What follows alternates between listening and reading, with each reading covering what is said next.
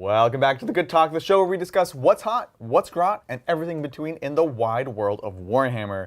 And happy 10th edition launch day, everybody. Yes, it's an exciting time. Like, we're getting games in, slowly but surely getting the rules down. It's fun. There's a lot of very focused little tweaks for good reason. But they're interesting. We're going to talk about them more in a second. But yeah. Absolutely. There's a lot to unpack, and one of the things we've been excited about is the not knowing and the learning and the discovering together. And so we just, of course, played our first game. If you haven't seen it, go ahead and check it out. We did the Leviathan box set between the T-Nids and the Space Marines, and it was an absolute blast. Now, today is going to be pretty chill, pretty open form. We just want to chat about 10th. Now that we've played our first stream, we want to hear everyone's thoughts at home. So if you have any questions, go ahead and send over the super chats, and we would love to discuss. Yeah, we have the book ready to go. We have some data sheets ready to go. Yeah, we've got the cards. If you have questions about how those work. Missions, you gotta make sure you build lists towards the missions, man. I feel like there's not been a ton of discussion around those, so I'd definitely be interested in talking about that. You know. So let's kick it off. Just played our first game. Obviously, very weird game, right? Because we played literally what's in the box. And a lot of it's not meant to be played just in the box, right? Yeah, it's probably maybe half an army. Yeah, exactly. So it wasn't 2,000 points. Things came up where we didn't even know, little niche case, heroic intervention not being just any time. You actually have to heroic into a charging unit. That one is huge, That's right? so crazy. And we were talking about this in the little break that we had. It kind of solidifies, it's kind of shooty. It kind of favors shooting armies, right? Why charge and risk getting heroic on when it's 6 inches? Yeah. When you can just move and shoot. It's so massive. I guess assault is also, we'll have to see what units have assault nowadays. Yeah.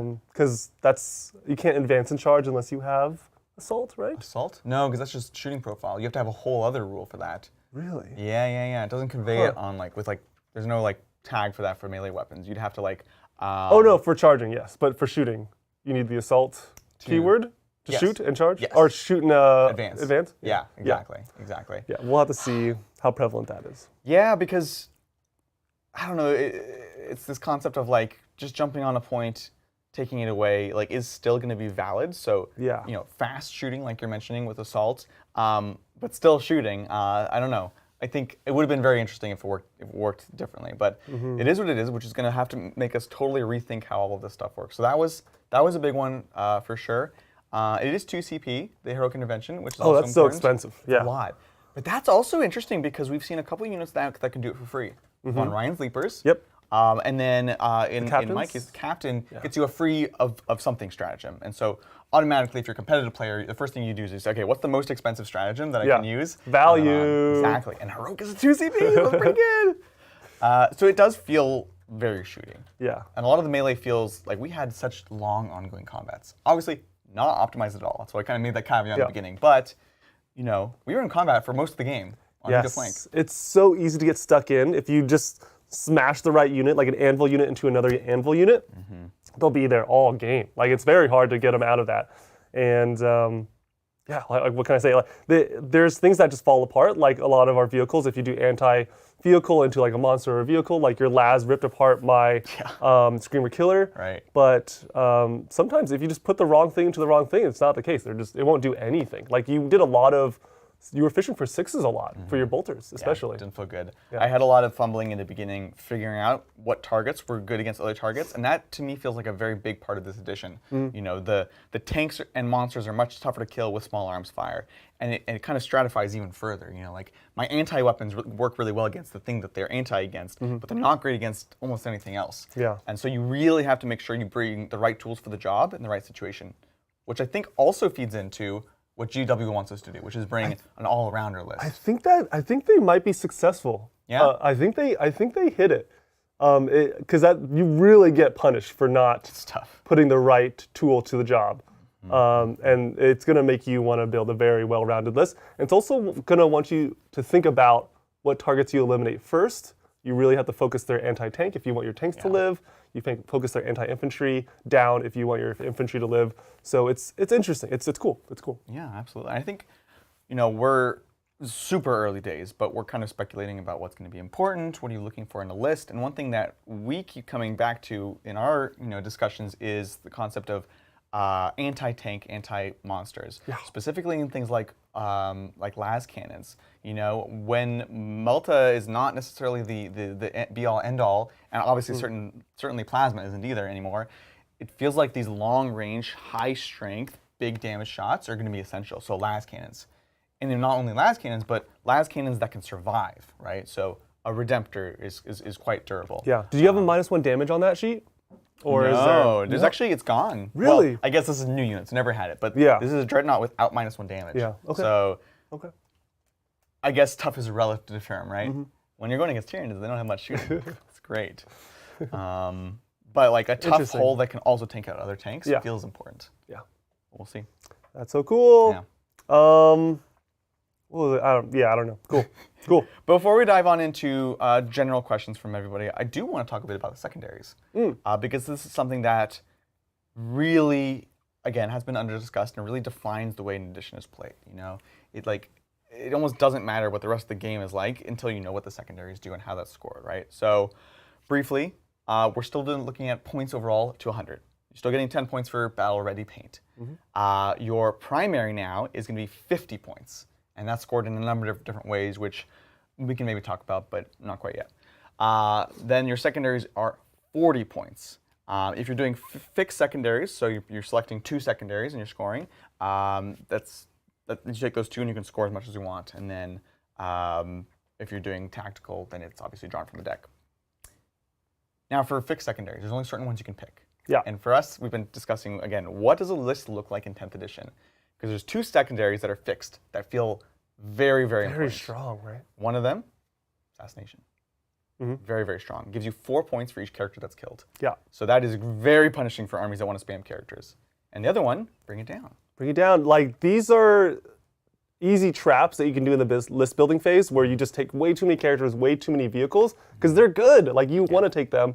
You want your cool characters to give your units cool things. Right. You want vehicles because they're really hard to kill unless you have the right tool. Exactly. And you're going to fall in this trap of like, oh, why don't I just take all vehicles, all characters, and then boom, I win. But now this guy is easily getting his 40 points in secondaries just from killing stuff. There's no limit on them. There's no limit on them. Like, you can kill all the vehicles and score all the points, or just kill all the characters, score all 40 points, They're really trying to punish these skew lists, you know?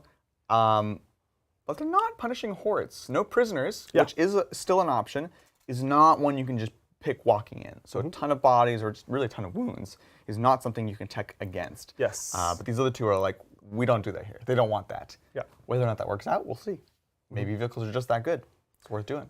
You need a balance. You need to find your good infantry to really fill in the blanks. I don't want to call it attacks, but like you need to find how you're going to play the game with that infantry unit. You need to find a role so that you can not just take all vehicles. Yeah, very, very curious. Yeah, these are good points. So there's 6 static secondaries you can choose, and then there's 26 cards you can draw. Yeah, so that's a lot of cards. That's a lot of variance if you do decide to draw from the deck. You have to be ready for anything. And again, we've been talking about what kind of army would do well with that. You probably need to be fast.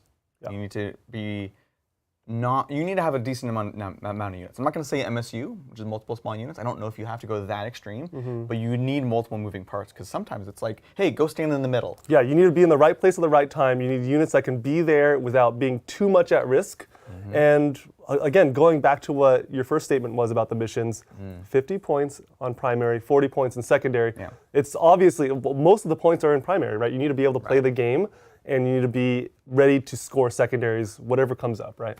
So it just leans into a more well-rounded army list. I'm excited. I'm really curious to see, particularly competitively, what evolves as like the dominant form of play, or is it truly you're going to have to roll up to the table and decide, are you going to do fixed or are you going to do tactical right then, which would be a very high skill ceiling, But it's also kind of exciting if that was the case. That's quite exciting. Yeah, Right? I definitely want to be the guy that draws cards and just like, what? You just RNG'd like a win? Like, yeah, I did. Of course I did. Well, and I'm worried about the opposite. I don't want to be like, oh, you just build a list like this and you take these two and you're good. Like, that's not fun. I want to have to make these decisions and be put in these situations. Yeah.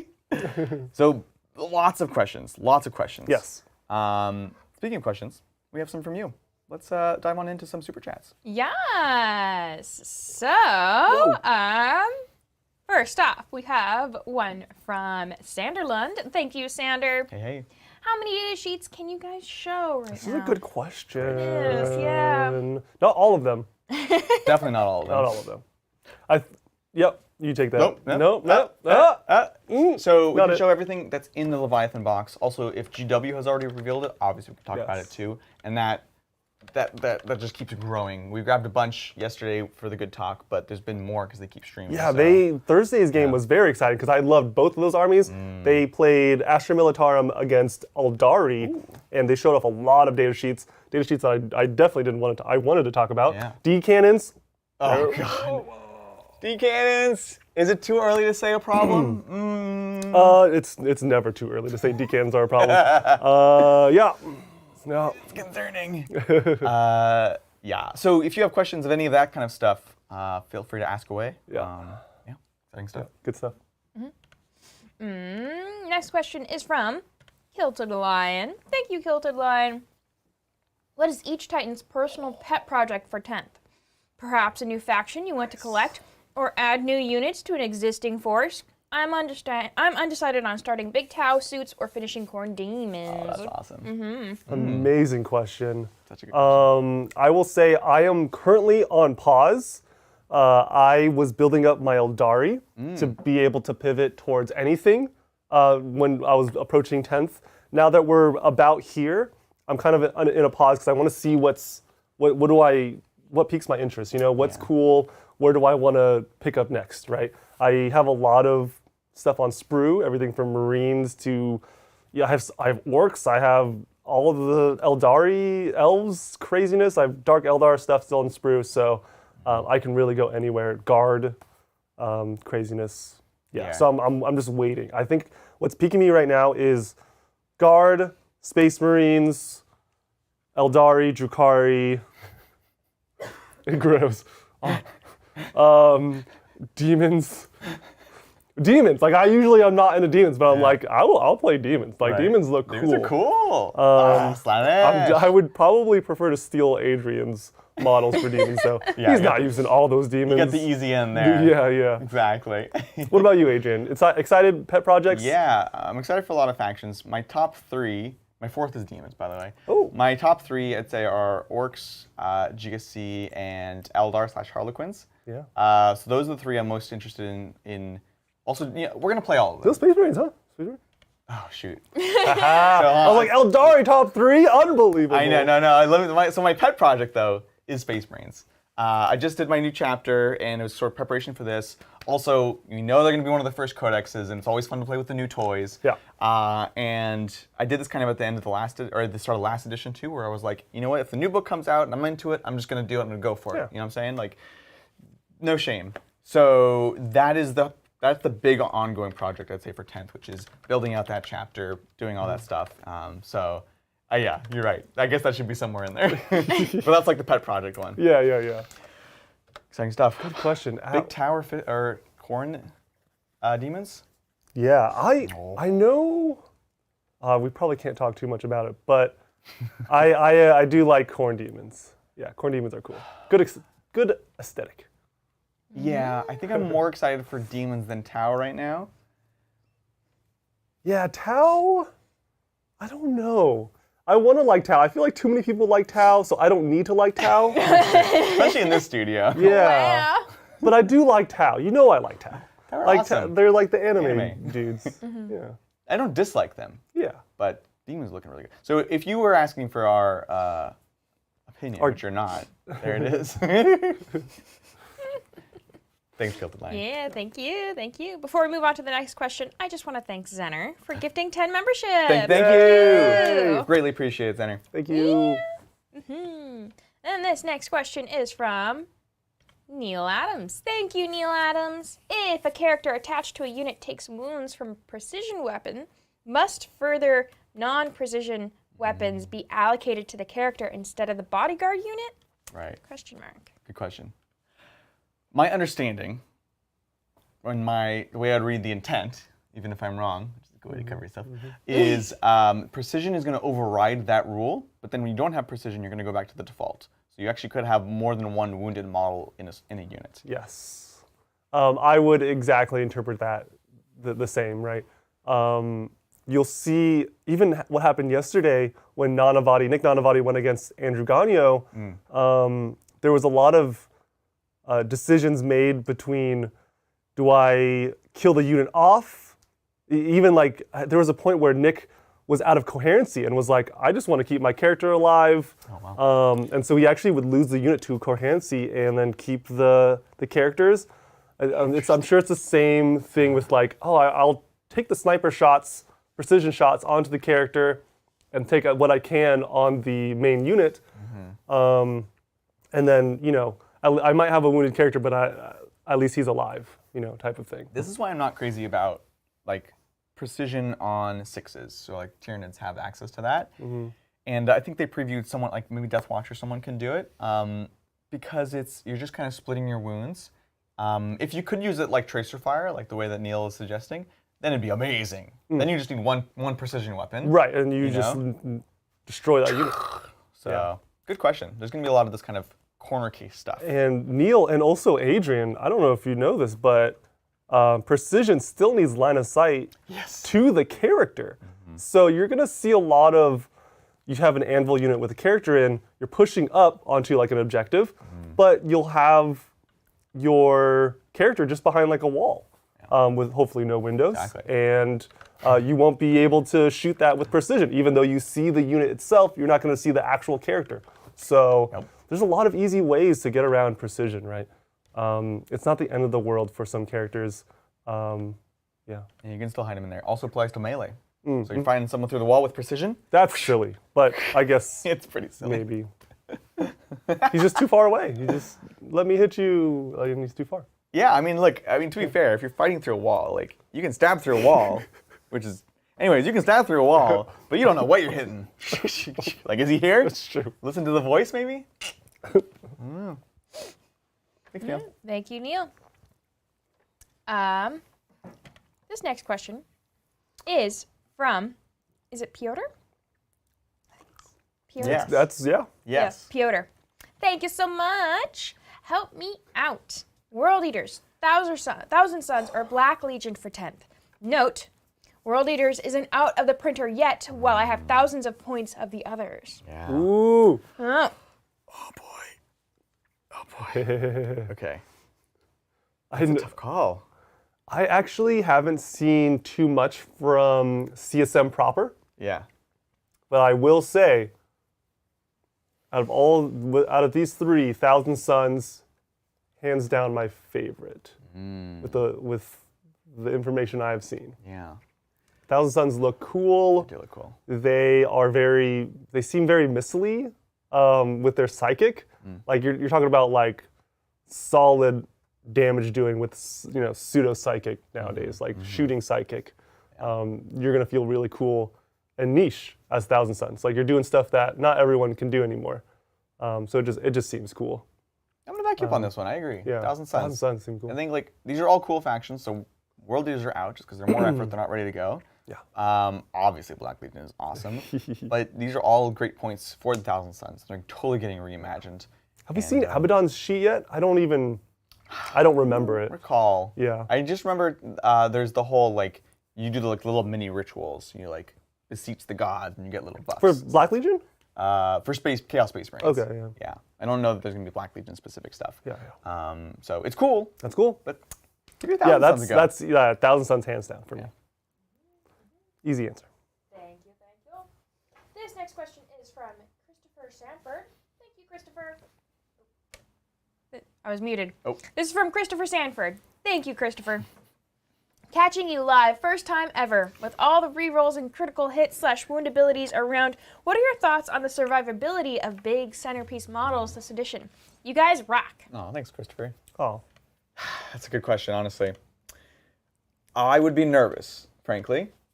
Just generally. There's going to be many exceptions to this. We have seen Mortarian's data sheet from the streams. We've seen that he now has a 2+ save, a 5+ invulnerable save, and can reduce 1 damage down to 0. So that's pretty tough. Like, if you're going to have something that can survive, that's a way to do it. Yeah. And we have seen that characters like Gilliman do get back up, which is, some people might say is the new damage cap. That's in some ways that's like a damage cap. Yeah. So there's like ways they could get around it, but like fundamentally, I think it doesn't look good for those centerpieces. Yeah. Right. That's a great point. 2 things I would add. Not all centerpieces. Some centerpieces, especially like Imperial Knights, towering, right? Not everything you think has towering has towering. Oh yeah. Like there's, I don't know, I can't think of an example, but like Saint Catherine right doesn't have towering, so even though it has a ton of wounds, it doesn't matter anymore. Right. So you actually could hide up behind a piece of obscurity. You can just obscure, right? And then you're going to find the same thing with like characters, right? Like it's going to be easier to hide characters. You got to play it out, even though it seems like characters can just get shot. You're going to just do your due diligence and hide them well. Second thing is it's hard to kill these high toughness things. They are actually quite durable. You're going to need the right gun. We keep saying it. You need the right tool for the right job. There's only so many tools a person can bring in an all-rounder list to take care of this, T like 10, 12, 13, 14 centerpiece, right? And for Eldari, for me, you got fate dice. So it's like if you really want a thing to live, for Eldari at least, it's going to live. Yeah. You just got to spend the fate dice. It feels like all the things that they've shown thus far have different ways of being tough. Like Gaz lost toughness, but you can put him in a squad now. Gilliman, the Lion, Lone Operative. We cannot overstate the power of Lone Operative. It's so strong. And then there's another one I'm forgetting. But anyways, Mortarian was tough for other reasons, which we mentioned. But yeah, to go back to your main question, Christopher, really good thing you have to consider, right? You have to thread the needle here. Depending on what army you play, you have to make sure you're efficient in what you're trying to protect around your centerpiece. You don't want like a bunch of big units that kind of only one can get like a Field of Pain or something, right? Yeah. You want one big anvil that you can definitely stack and keep alive without it, just dying to just the picking and choosing of rerolls. So yeah, good concern. Hopefully we can mitigate it when list building. Thank you. Quick correction on the name from the last one. Yeah. It was Frederick. Dang it. Frederick? Wow, that is right, so right? off. I know, right? It's not Peter. I was thinking it might be Frederick, which no one will believe now because I'm saying in hindsight, but I was like, it's definitely Frederick or Peter. And then you said Piotr, and I was like, Yeah, that sounds right. There you go. It's like a I feel like combination. I've heard it before. It looks like a but it's probably- P. I know. Every time. Yeah, I think it's Frederick. Time. Sorry, Frederick. Okay, next question is from Alex Amos. Thank you, Alex. With towering models using true line of sight, do you think we will see an increase in totally closed bottom terrain features? Yes, definitely. We literally talked about this before the game. Yeah, I think we will. We have to. GW is already doing that. In some ways, I would have written an edition that doesn't require them to keep boarding up their own terrain. But anyways, yeah, I think so. And I think I would probably push for this. Obviously, we're not super far in. Would you be an advocate for this? I think I would. I really should see how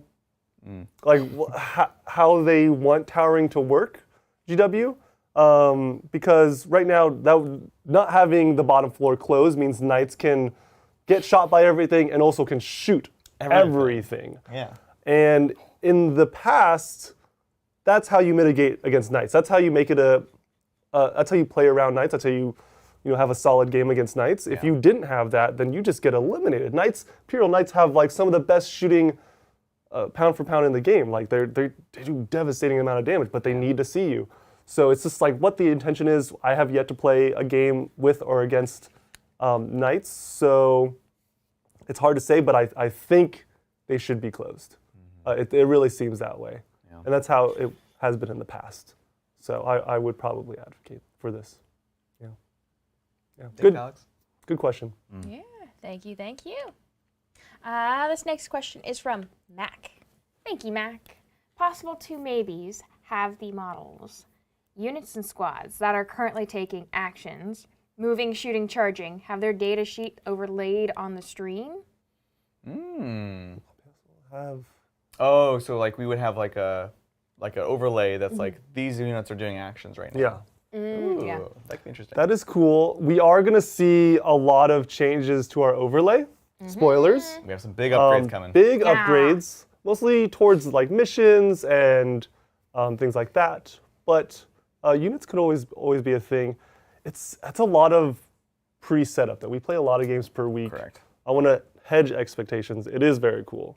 Don't know. That's almost on Bridger. That's really like Bridger, if you're watching. Yeah. Yes. Very soon there's gonna be some upgrades. Yeah. Excited to see. Thank you, Mac. This next question is from Wolfden Miniatures. Hey. Great game, boys. When the librarian joins the Terminators, does the unit gain a psychic keyword for the sake of the attack? That is an anti-psychic 2+ from the Psychophage? That is true. When a character joins a unit, all the keywords, they gain the keywords. There's some keywords like Deep Strike, for example, where it says if every model in this unit has this rule, then you can Deep Strike. So you wouldn't be able to attach a character with Deep Strike and give someone else Deep Strike. But Psychic, and I'm sure there's other ones, Psych or character, if you attach them, then that unit does confer the unit does get it. Which is big because the Psychophage looks very niche until you remember that if you just attach a Psyker to a squad. I didn't. You didn't see. I did. I mean, so I guess you had them solo, so I didn't really think about it. It's so awkward with this box because they give you 2 Terminators and give you 1 Terminator unit. Right. So you elected to put the captain, not the Psyker, probably for this reason. I mean, jeez. Well, I'll be honest. I didn't put it in because I wanted to have that cool tactical relic, which I didn't get to use once. Which is funny enough. So.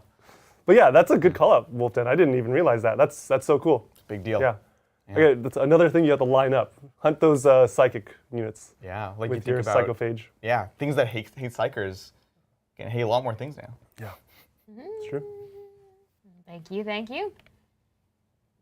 This next question is from Stephen Whittam. Thank you, Stephen. Do the new Terminators have the same size shoulder pads? Would you be willing to show us a close-up of the new next to the old Terminator? Close up. So we will attempt. We don't have a glam cam today, but I'm going to go grab them. Yes. Yeah, this is interesting. I assume the new ones are much larger. Like the Terminators look bigger. They look more bulkier. Are they on bigger bases? Question mark. I think they are. Yeah. Hopefully we get a lot of Terminators. Terminators seem to be a good chunk of your army. So I don't know how many you can bring, but as you can see, if you watch the game, they're so hard to take down. I killed 1 Terminator. I was very happy that I killed 1 on turn 1, and then I never killed 1 for the rest of the game. It was such a slog. They're a great just shield anvil unit. So yeah, I think everyone's gonna want to update their Terminators. Their box is probably gonna be plentiful, so I'm sure everyone will have the chance to grab the new Terminators for even Grey Knight players or whatever chapter you might be. Adrian's hunting for this normal vanilla Terminator. We've thrown them all out. We've already dumpstered them. It's actually really hard because all of our Terminators are weird or custom. Like I'll grab the Black Templars ones. Oh, we use Cataphracti armor. Yeah. Oh, I'll look at even the Dark Angels. I was like, can I get one that's not weird? Yeah. This is the best I could find. So they are definitely bigger. Like like almost like just proportionally wow, like. Yeah. all around. Yeah, it's like an all-around bigger build. Yeah. It's like an upscale. This is gonna be blurry, but Wonder if I Can we- Yeah. you want to risk it? Let's So do the it. biscuit. Let's go. So we're gonna refocus. There we are. Oh, look at that. So there we go, side by side. So they definitely are bigger. I don't think it's like such a problem that you can't play old Terminators. We certainly are, but it is bigger. The base size is the same. It's still a 40. Like Okay. that. Okay. And then shoulder wise, I actually. No, they're It probably looks bigger. It looks It bigger. is bigger. Yeah, It's funny. it's Yeah. noticeably bigger. Yeah. It's bigger, but also it fits them better because this shoulder pad, while it's smaller, actually is like, it's like too big. You know, you got that kind of like football shoulder pad going Yeah.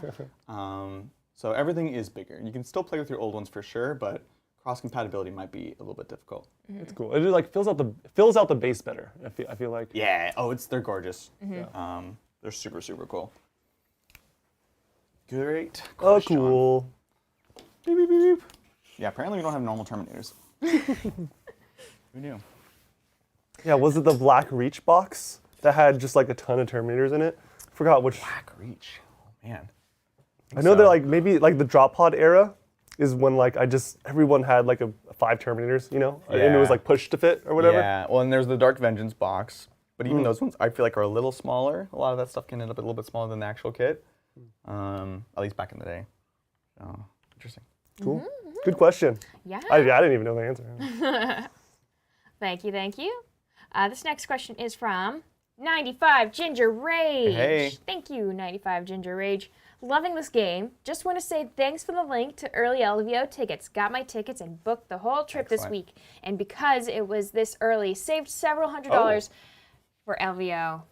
Versus LVO 2023. Amazing. Yeah. Glad we could help. Yeah. Yeah, if for those of you who aren't familiar, we were able to, through our partnership with Frontline, get early access tickets for Emperors and our mods. So that was Huge, do it. dude. Happy to do it. Like, was it like a couple years ago? You had to pay for like a premium like membership with FLG that was super limited, and it was hundreds and hundreds of dollars. Yeah. Great perks, but like we were in that same slot as them Same for exact time. our Emperors. It's such a great deal, and hopefully we can come out with more similar deals in the Yes. future. You and Bridger have been working tirelessly to try to get our members some perks. So We have a lot. Great time more to be things a coming. member. Yeah, we're working with a bunch of companies. It's gonna be coming out soon. We can announce it, and we're just working on making it like giving you more reasons to be a Titans member. Watch the content, but also hopefully we can save you money. You know, Yeah. that's the goal. hopefully no one from FLG is watching right now. But were we supposed to get access to the bundles? Like I think it's just bundles, general. just like you're first through the door. You can just buy tickets. Like the high roller, this is the first time I've ever seen the high roller package Available. Like it sells out immediately. Well, honestly, shout out for Frontline for helping us, make That's this happen. crazy. Really cool crew with amazing events. I'd be shocked if not everyone that went through that link bought like a high roller package or some type of package. It's all gonna sell out day It's one. immediately gonna like probably minutes. Those ones for sure minutes. Yeah. Speaking of, make sure you get those when they go live. Yeah. Including us. We need to not mess up this time. Thank you so much. Yes, thank you. This next one is from the Army of Steve. Hello. Yeah, an Army of Steve pointed out you can only heroic into a unit that charged within Yeah. 6. Thank you so much for the shout out, Steve. That Army is craziness. Well, the alternative was also craziness. We're like, what? 6 inches is a lot. You just move next to an objective and think heroic? We're like, this changes everything. and then Chat was like, you're wrong. It's this thing. Yeah, We're like, yeah. that changes everything. I'm glad we were able to work Yeah, back. it worked out. It wasn't too the rest late. Yeah. Shooting. Just shoot them. Yeah, just shoot them, guys. Makes me sad. It's so weird to see like the rules, like fundamentals of like primary, secondary, being in right places, scoring well, makes sense. But like just the rules of engagement are just a little different. And it's just like interesting to see the little game that like rotates all the, I don't know.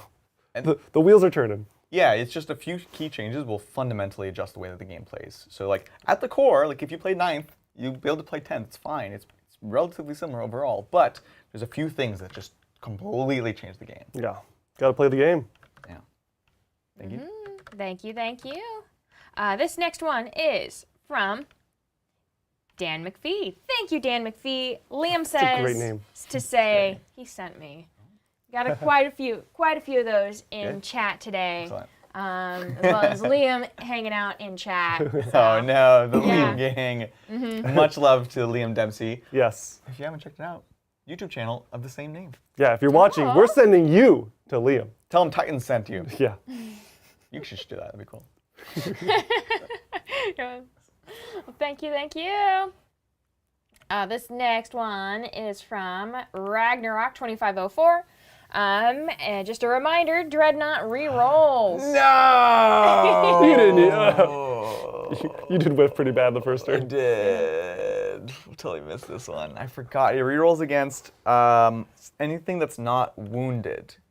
Or below anything that's not below starting strength, which is also wounded. So it's like thematically, it's the first like lance. Like it's like the guy that runs up in like ancient times is like, ah, and then the spear, and they're like, my God, and then everyone starts fighting. Yeah. That's what he does. That's cool.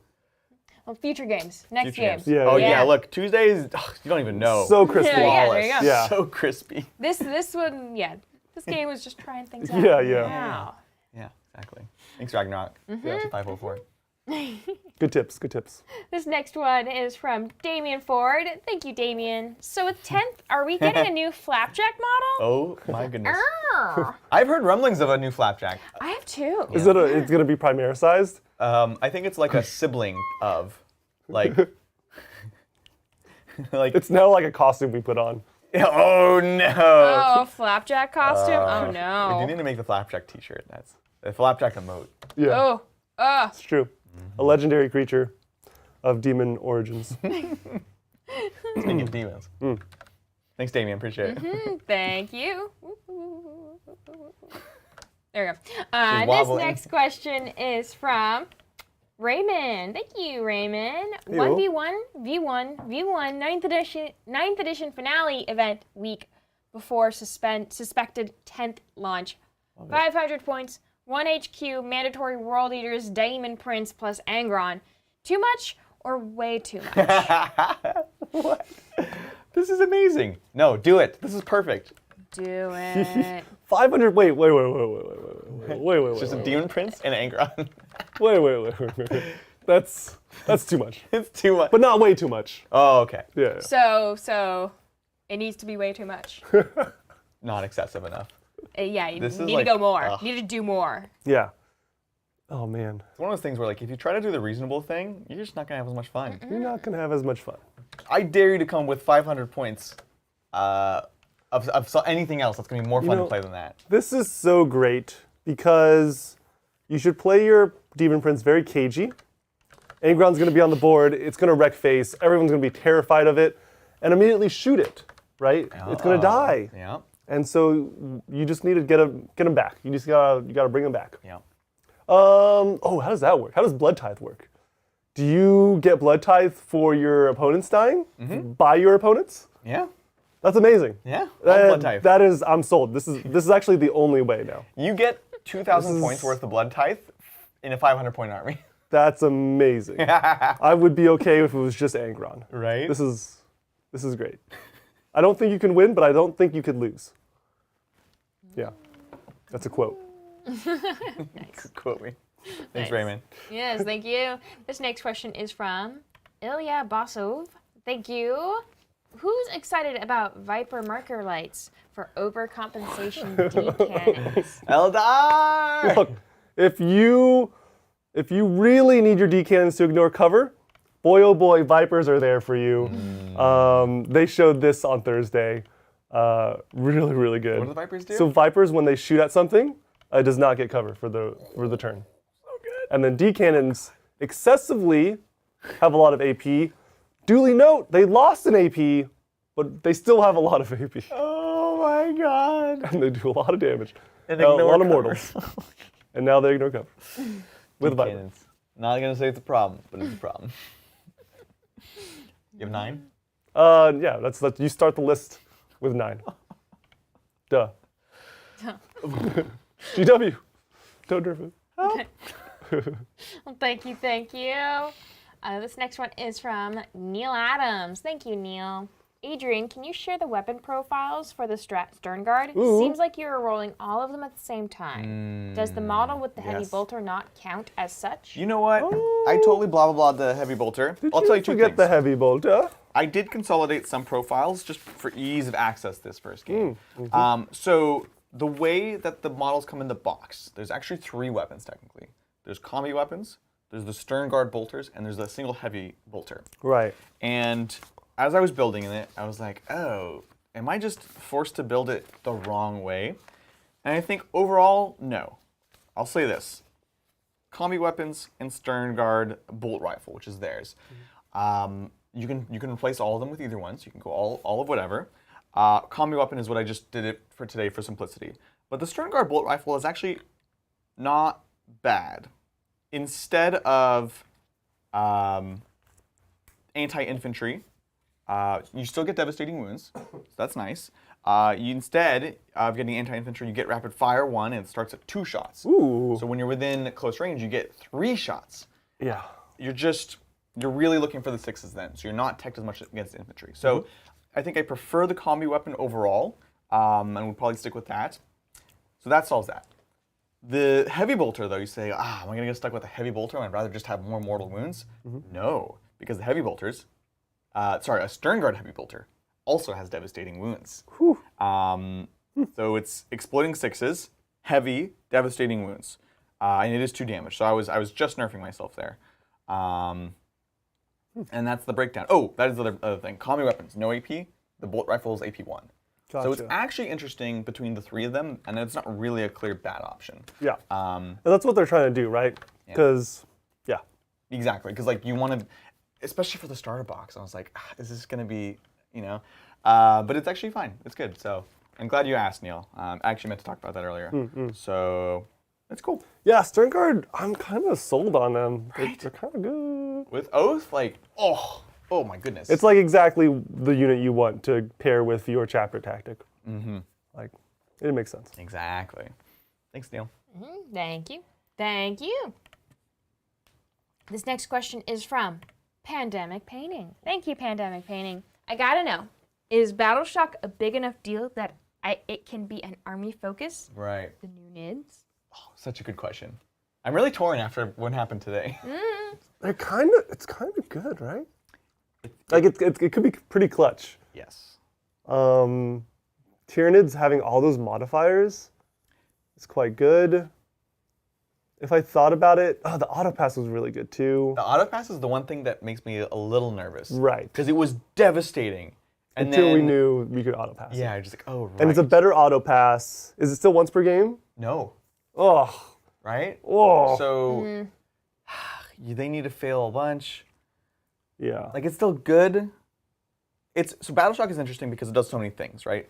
It takes away their objectives, it stops them from doing strats, and it makes it so that it's not favorable to fall back. Yeah. So it does all these things. So I guess you're looking at what is the turn in which you can benefit from either the most number of these things or the most important of these things. And in this game, you did the right thing, but I actually needed to fail the 2 objective ones for you to take me off. So I think I still like it, though. Yeah, I think it's good, but it's not like the biggest thing in the world, right? It's a great tool to have, add it to your repertoire, but don't absolutely depend on it.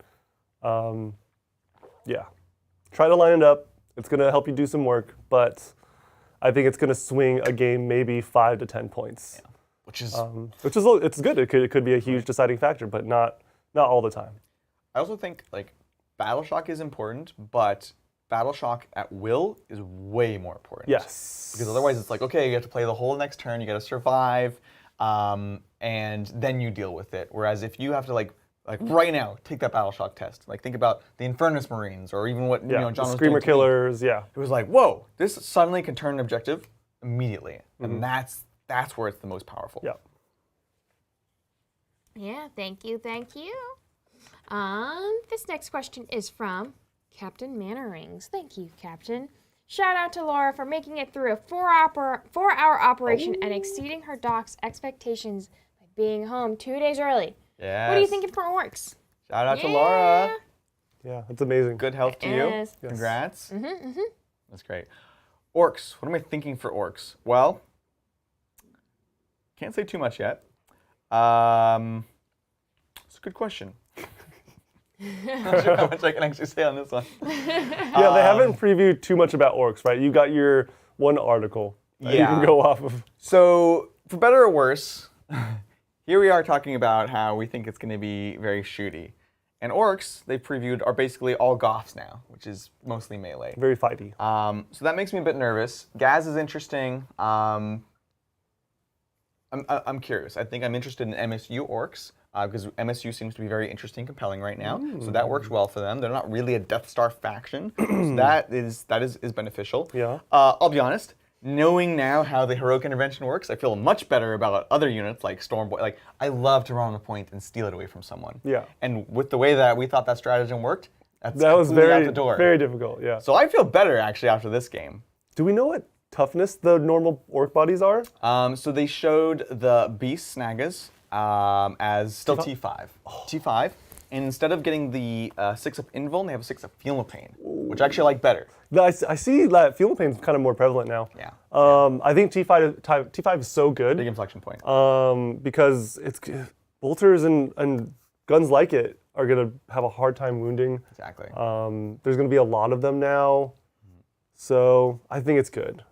You're going to have a terrible armor save. You'll get It did cover. get better. They went Did to it? a 5-up. Oh, So 4-up and cover. okay. They're like your Gaunts. Yeah. You know? So That's good. I actually like it. Yeah. I'm into it. I'm excited. Hopefully we'll talk once they show more than the Stompa. Thank you. This next one is from Stu Will. Thank you, Stu. Loved your game. I watched Liam earlier. It is great watching different players using the same list. Looking forward to using my wolves in 10K. Yes! Or in 10. Dawoos! Yes. Yeah, you're going to see a lot of that this week where we're all kind of playing the Leviathan box, right? Because it's the Right. only thing we can show. Exactly, yeah. Different variations. Yeah, on it. yeah, and it's we're also watching each other and like seeing what cool things each other are doing, and it's great. It's fun. So Liam and Joe's was interesting because they had not played a single game together at all. Of 10th? Of Or 10th. okay. At all. And Liam had played That's like a preview thing at Manchester. Yeah. And that was it. So they Wow. played their first game on stream and were like, figured Nice. out how it worked. And which was cool. They're like, we're gonna have the same experience as you. We're gonna have the same questions as you. Yeah. You know. So it was cool. cool. Definitely check it out. I played that's one awesome. game with Bridger, and he said he'll never play 10th with me ever again. You monster. Were you using decans at all? I don't know. Wolves. If you're interested in wolves, also tune in on Monday because Mel's gonna be here painting her box as her Space Wolves. So there's gonna be a lot of Space Wolf talk there. Woof. Woof. Woof. Okay. Lots of woofs. Okay. Next question is from, thank you. Next question is from Fire Tyrant. Thank you, Mr. Tyrant. Gotta say, liking changes to 10th other than losing my CSM FW. Also, don't like how ruins don't allow towing in units to shoot out but be shot at. Yeah, we're gonna have to look deeply into that and decide Yeah. where we stand on the toe issue. Yeah, you're the second person here that has said that. So what? Maybe in chat, let us know or the comments. Give us the page number. Yeah, Yeah. I mentioned this bit on the stream, but I'll mention it again here. You know, we have this new set of terrain, and we didn't make bases for it because we were like really curious. And honestly, I'm glad we didn't because GW goes in streams, and their bases for their buildings totally different. So I'm glad we didn't spend time Yeah. making extra ones because now They're completely different. yeah. Regardless of whether or not toe-in is a thing, we should cut those anyways so we can practice GW stuff and show it on stream. Yeah. Those plexiglasses. We know a guy. We know a place. We do, We can get it done. Yeah. Because if toe-in's not a thing, we suddenly need bases for literally everything, or we need to house roll it. Yeah, We'll see. for sure. Thank you. This next question is from Christos. Thank you, Christos. Did you see Pete the Wargamer's conversion of new Terminator captain to Caldor Drago? I'm going to use the Terminators in the box to make Grey Knight's Paladin. Oh, that sounds amazing. Oh! That is such a good idea. I have not. We'll have to check it out. That's cool. my goodness. I wonder what he used for the shield. Is there a shield on? There's no shield on Captain, right? No. Yeah. This one just comes with You need a sword and gun. Yeah, you need a pretty epic shield. Right? Yeah. Take the lion's shield. Yeah. Yoink. It's just a giant thing. We'll definitely Full have to body, like Right? phalanx. Yeah. It's my dad's shield. This is my dad's shield. That's Grandpa's shield at that point. Yes, thank you, thank you. This next one is from Seedroots. Thank you, Seedroots. Is it true that combi weapons just don't care about what the weapon duct taped to the bolter? SGV really good. Love the kit bashing potential for them. It's just a line item, right? It's just like, combi bolter, this is it. Yep. It doesn't matter if it's plasma, flamer, or whatever. It's awkward right now, but our grandchildren will not know the difference. They'll be like, that's a combi bolter, it does mortal wounds. And they'll be like, I remember my day. We do it for future generations. But yeah, it does make hobbying easier, honestly. And yeah. Stern guard or sword guard? No. It's stern guard vest. Stern right? guard. Yeah. So John and I have been discussing a lot about that. I've been sold on them. You're becoming sold on them? Stern guard? Yeah. No, I think they're amazing. I would want to build a list around them. Yeah. Yeah. That's all I can say. So you know my wolf guard? They're all using the Black Templar bodies, which is the Stern Guard body. It has the cloaks and everything. And they already have combi bolters. So I might as well take that take that claw, pop it off, take the backpack, pop it off. Boom, boom. Boom, 20 Stern Guard, ready to go. Whoo. Mm-mm. Good. Yes, thank you all, thank you all. This next one is from 95 Ginger Rage. Thanks, yeah. Thank you, 95 Ginger Rage. I did get the high roller package, LOL. Also, what gets nerfed first, Eldar or the lion? LOL. The lion reminds me of the old website. It will blend. Oh, 100%. It's Eldar. Yeah, I was going to say, I don't want to be biased, but yeah, Eldar. Yeah. I don't know what it's going to be, but it's gonna probably change D-cannons. Yeah. I hope so. Yeah. If we were to jump to conclusions, I think the D-cannons are the only true thing that's like... Yeah, it could be fate dice maybe that they change, and then it hits D-cannons in a way where you can't just auto sixes. Well, you can't dump them all in once. Right now you can. I know. Yeah. That's what they should change. That's what they should change, yes. I've Yes. never liked that, I even agree. when it wasn't as busted. I agree. You know, John's like, oh, I'm going to like... Because you can really front load at that point. There's just so many. You roll like 12? You roll 12 and, yeah, you roll 12. So good. So, the lion, I think, is very strong, but Strong. at the end of the day, he's a melee unit, so... you know, Melee. Hashtag not meta. he'll be fine. Thank you, thank you. This next question is from Sean Hannon. Thank you, Sean. Hey. DG made a serious rebound, in my opinion. PM 10-man with all melee weapons with Tally and Blight Spawn. Spice. Death Shroud Termies with Typhus. -1 to hit and wound. Ah. This was a cool, wholesome moment for the internet, I'll be honest. Oh, yeah? Death Guard were out, it was like, kind of looking kind of poopy. Death Guard, pun intended. Right. But then they streamed them, Ah. and then people were like, these guys are actually pretty cool. Kinda good. And so, yeah, it's like actually interesting. So, Yeah. Yeah. -1 to hit and wound. Ugh. Big deal, man. On toughness 6 bodies, with a 2 up, 4 up, You're saying, like, no anti-infantry is going to be good against these guys. and they can reduce damage, no minimum. And they're sticky, right? They're sticky. And sticky. Yep. Yeah. Making everything sticky. Very sticky. It's exciting. I can't wait cool. to see Bridger play them. Maybe I'll steal my army back. Who knows? Thanks, Sean. Yeah, thank you, thank you. This next question is from... Nope. Actually, it wants to be... Hold on. Bye, Chris. Hello, Yeah, other let's go, Christopher Clayton. Chris wanted to be the very last one. So. Thank you, Christopher Clayton. I will note, Insane Bravery does not work against Shadow of the Warp or these fancy flamers. It only works during your battle shock step. What? Yeah. That's okay. That's all right. That's okay. Chat made us we do it. live and learn.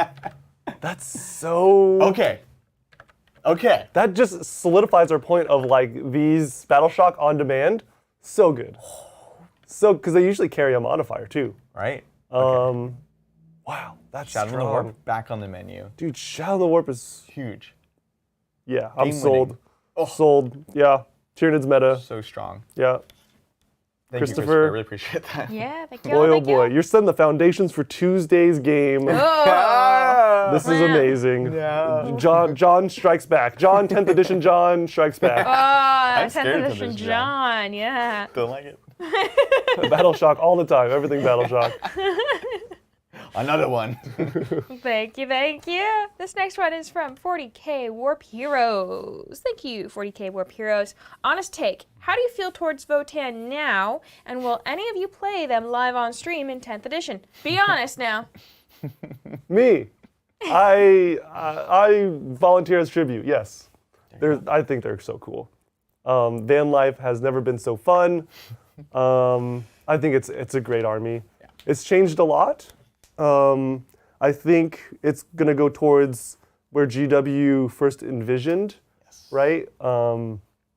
They got some weird FAQs and nerfs to bring it in line to be balanced in the last edition, and now they can kind of have a second iteration of like, okay, this is Votann. Yeah.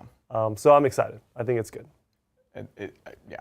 And those are all great things because it's a really cool army, a really cool line, and the rules totally got in the way, and all the salt got in the way, and we can just wash that away. Yes. It's the new army. New army. Did you know Votann coming out? Yeah. Pretty cool. That's crazy. That's cool. Thank you, thank you.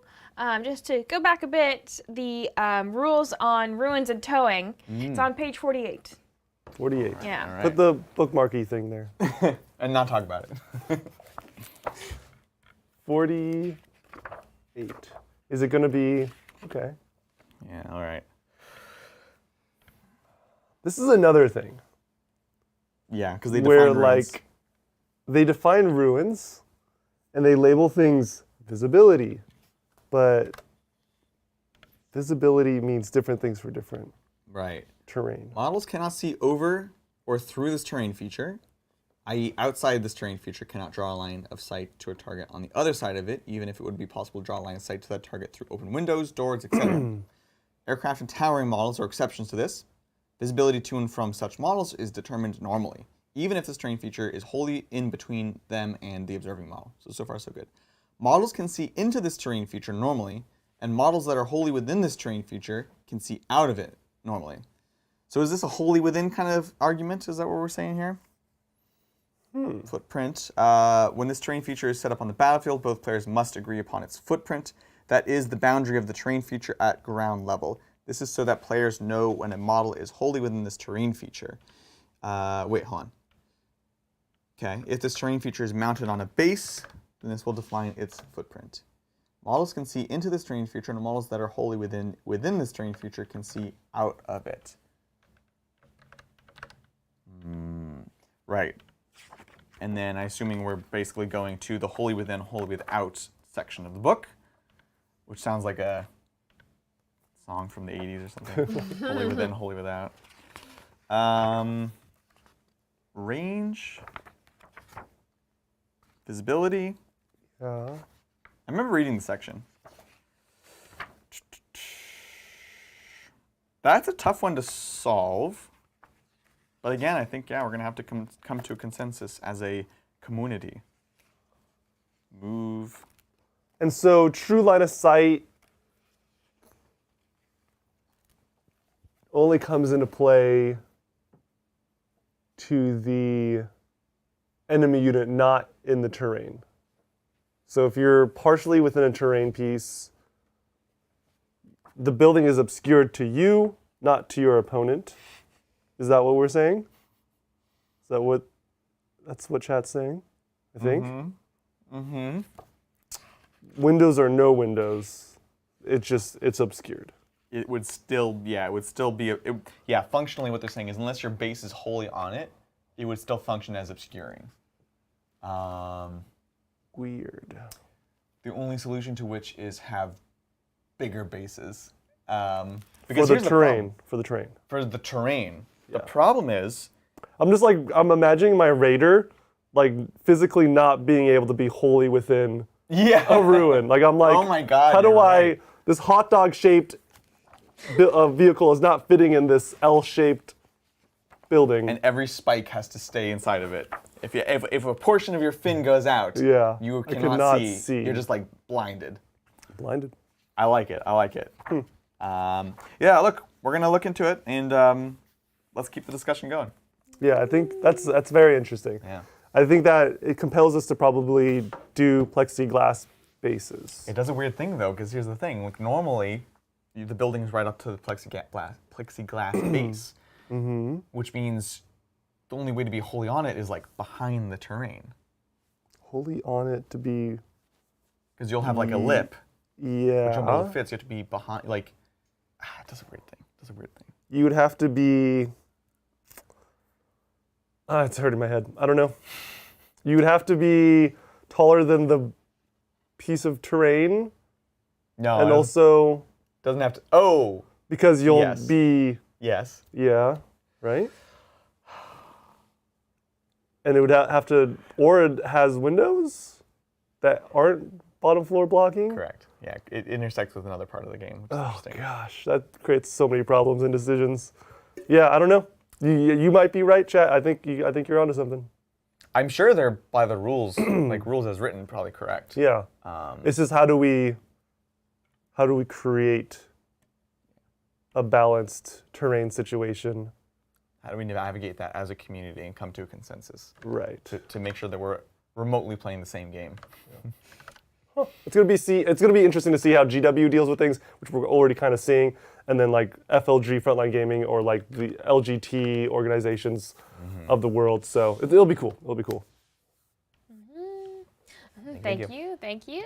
This next question is from J-Word. What's Thank you, up? J-Word. Hero Hammer for Space Wolves. Yes. Leaders for every unit to get them sagas. Let's go! Saga it up! Yeah. Saga all day. So cool. It's such a fluffier, also pun intended, reason, like army-wide rule. It's awesome. Even in some cases, just worse, but... Wait, I actually don't know this. I actually don't. Remind me. So the saga is basically, there's 4 sagas that your army can complete. And once they have, once you complete it, you get a buff. That's what it is. And so... when you complete each saga or all 4? No, each saga gives you a different benefit. Oh, cool. So one's like, kill an enemy character with your character, or one of them is like, take an objective in your opponent's deployment zone, and they'll unlock like different abilities, like exploding sixes, or I think a Feeling Pain might be one. And then of course, there's like other things that could be done with that. So I think it's cool. I think That seems like one of the cooler chapter or army rules. Yeah. That's so cool. Because the thing is, before the sagas were just the warlord traits, and Right. you would just be like, all right, I'm taking the saga of the hunter every time, It's or so the easy. bear maybe. Yeah. Yeah, and it's like not, it's one person. This is like the army is gonna do the legend. Yeah. You know? Thank you.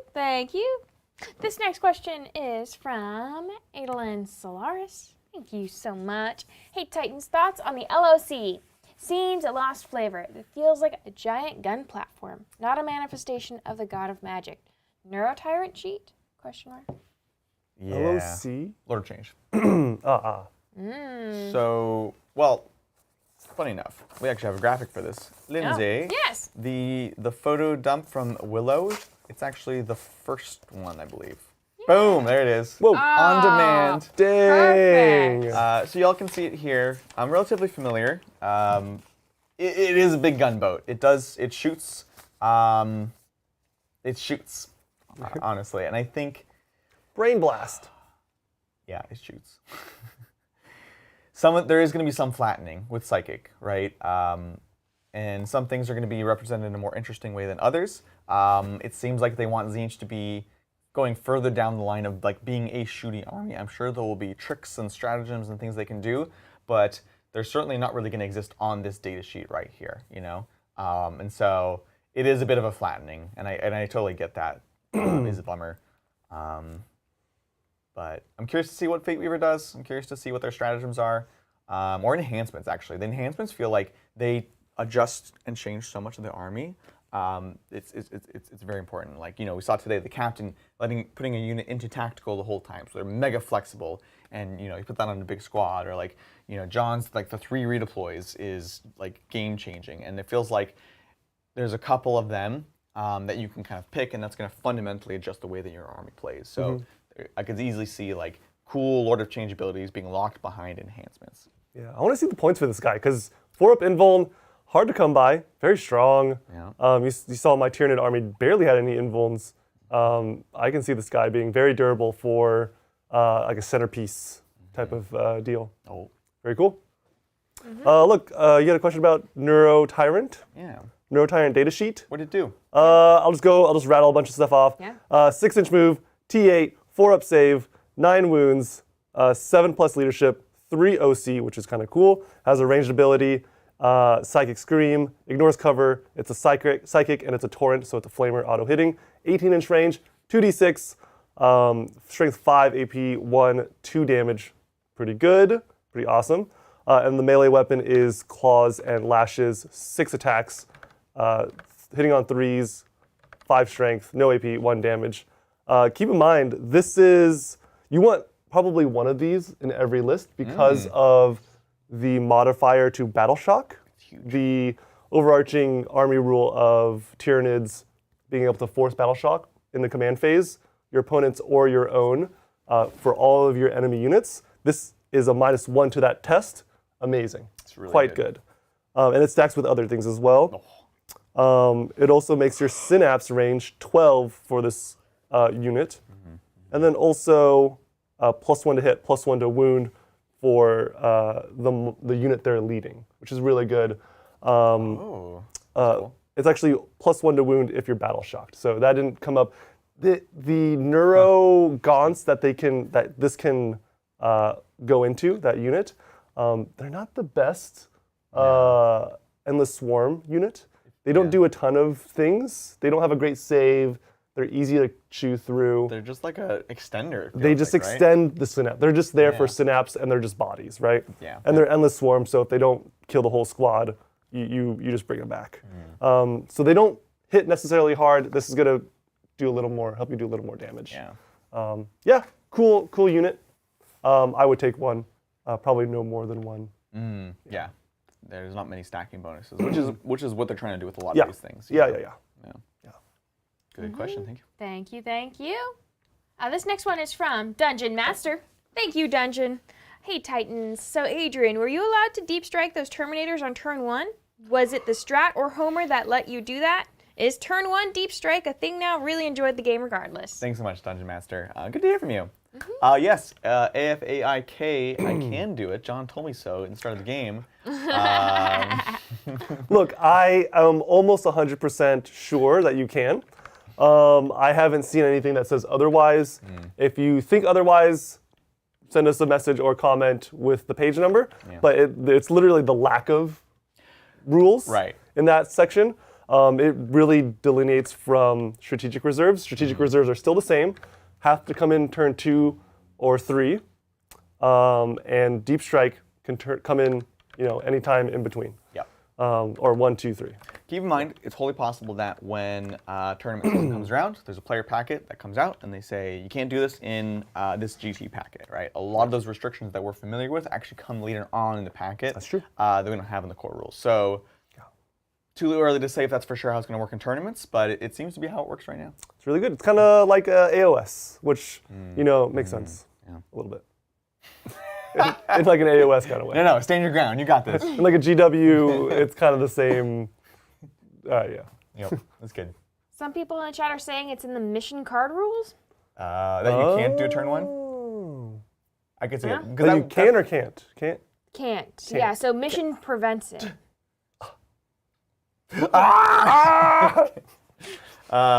Bridger told me. Well, it would make sense, right? Because that functionally is like your mission packet. Yeah.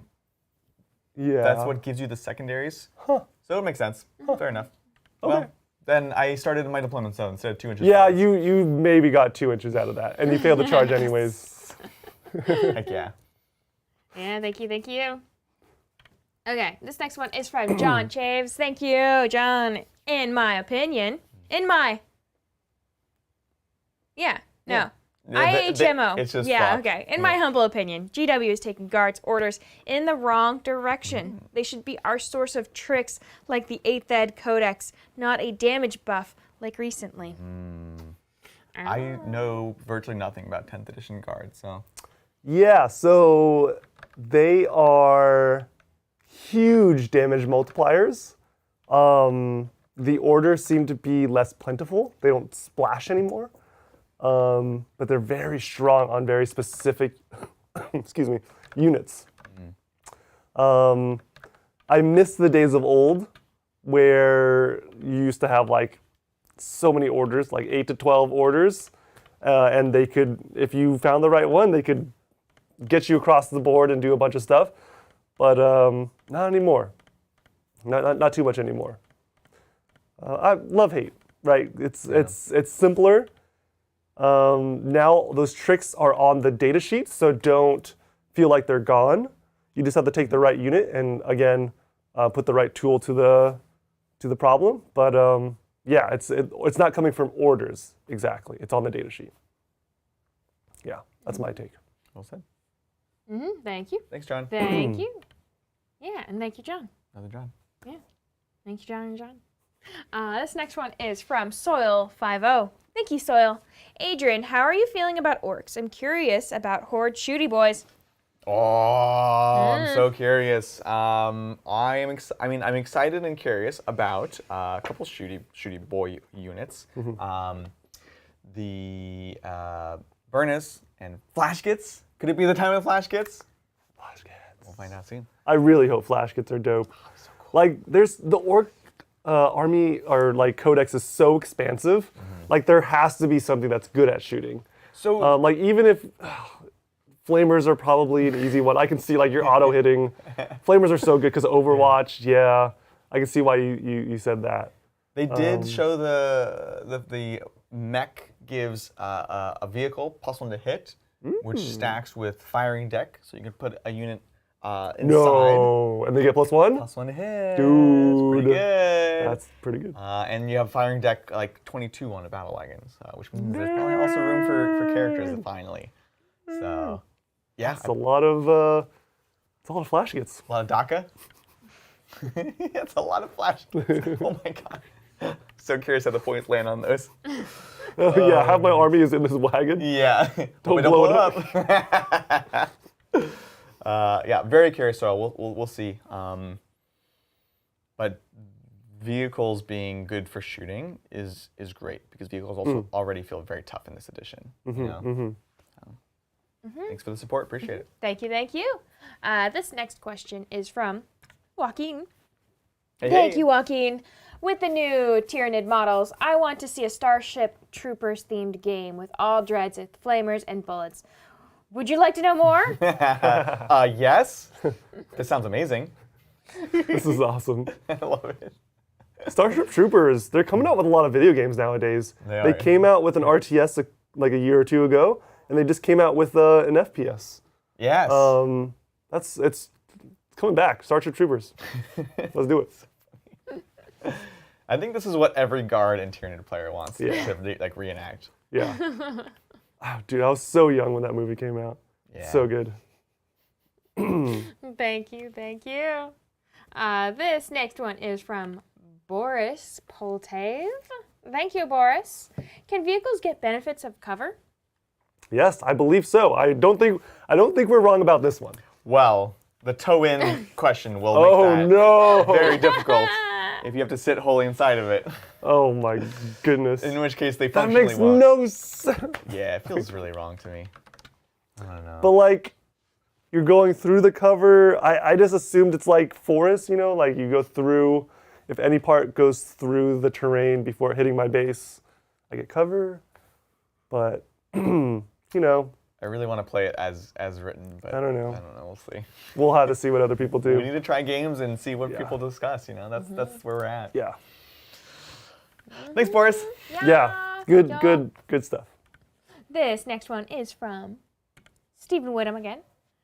Steven says, simplified, not simple. Exactly. Eh.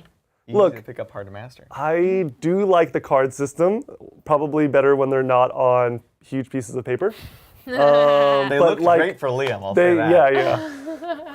I think it's going to be easy to like find what you do. The games are going to go faster. I feel like those first couple turns, those first few turns, we were like super fast. Yeah. And then like we kind of just started like talking and stuff, and then that was most of the game. Yeah. If we could definitely get it in under 2 hours, I think. Oh, Easy. for sure. Easy. The profiles are much more digestible, Yeah. and a lot of it's just like everything's so new. So Yeah. Yeah. Good stuff. it feels faster. Yeah. We've said it before, but Okay. This next one is from Logan. hey. Thank you, Logan. Anyone know anything about Karn? Karn. I haven't seen any reveals about him. Have you? I don't think so. Better be careful. I don't remember anything about. Could be anywhere. Could be anywhere. Could be behind you, ready to betray you. Oh. Yeah. Oh. Karn the Betrayer. That's true. That's his name. Yeah, sorry, Logan. I haven't heard anything about him yet. I'm sure he's really cool, right? Like, you're talking about characters that can go into squads now. So he's either going to be a guy that can go into a squad and can just be this like extra damage doer in this berserker squad, or, which I think will be more exciting if they do this, if he's like a lone operative. Like if he's like by himself, hard to target, and he's just running through, Yeah. and you know, getting in and starts chopping. That would be amazing. Yeah. I doubt they did that though. I doubt they did that. I mean, he's not supposed to be much of a leader, right? Right. He actually kills people, his friends. But then, which is why he's called Karn the Betrayer. shouldn't you have to put him into a squad so that he can betray them? Right. Well, what I would do, I'll tell you what I would do. I would say he only has lone operative when he's within 3 inches of a friendly unit, and then he attacks them. Yeah. That's what, if I was writing that rule, that's what I would do. Thanks, Logan. Thank you. This next one is from Chad R. Thank you, Chad R. What are y'all's thoughts on Eldar after seeing more of the data sheets? Torn between them and Grey Knights. Oh, yeah. you and me both. At least you're going 2 ways. I'm going like, there's Eldari, Guard, and like Space Marines and Demon? Drukhari, demons. Well, yeah, Guard is a huge orcs one. in there? Orcs, anything's possible. Yeah. I mean, I know what I would pick. Eldar, hands down. To me, they're two different things. I feel like Grey Knights, very easy to pick up and play, but they're going to be hard to master. So great to have on the side. Eldari, I feel like it's so expansive. You can literally just go your whole 40k career just playing Eldari, and you'll have tons of depth to always expand on. So that's just like a rabbit hole. Maybe that should be your primary, and then you can always have Grey Knights on the side, pick it up, play, if you ever get bored or want something new. That's where I'm at. I think if you're worried about Eldar being too simple in the new edition, check out the battle report from yesterday. Lots of cool tricks and things. Yes. I think alleviated a lot of fears. Yeah. Thank you. This next question is from Tim Anderson. Tim. Thank you, Tim. Can forcing Battle Shock in my turn stop my opponent scoring an objective? Does BS reset before they score? Right. They would have to be half strength and fail again. Yeah, I believe that is true. So we can check the battle shock rule real quick, but I believe it's your battle shocked until your next command phase. So it would be useful only for, say you having to take an objective from them. Maybe you have the card where you have to control something in the middle or 2 in the middle. Yes. But yeah, I don't think it would stop them from that next primary, which is Well, yeah, yes. because they reset, right? Because we'll remember that the primary scores at the end of the command phase, but it would immediately reset at the beginning of the command phase, and you would need a battle shock again during that same command phase. Right. So you are,